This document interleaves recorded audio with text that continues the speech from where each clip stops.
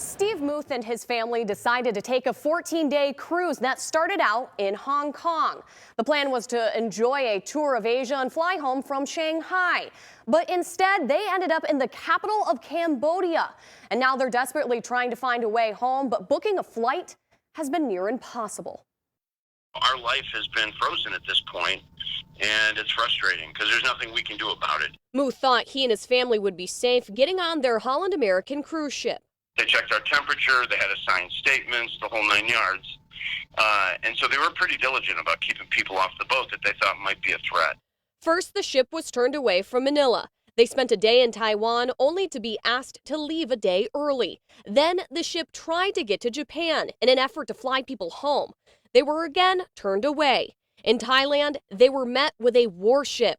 They were also turned away from Guam.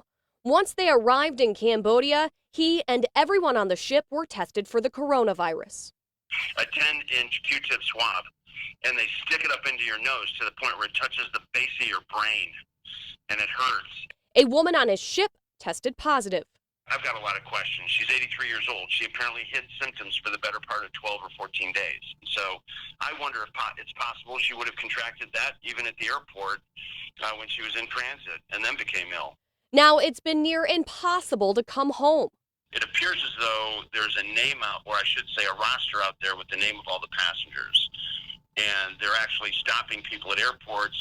As Muth continues his travel nightmare, he hopes governments around the globe will not only consider the people who are sick, but also those who are trapped. It seems to me that there's a lot of paranoia and hysteria out there. And I think at some point governments, whether it's the CDC or WHO, what have you, they have to come up with some kind of protocol because, just basically dumping people or not allowing them to move does not seem like a good answer long term.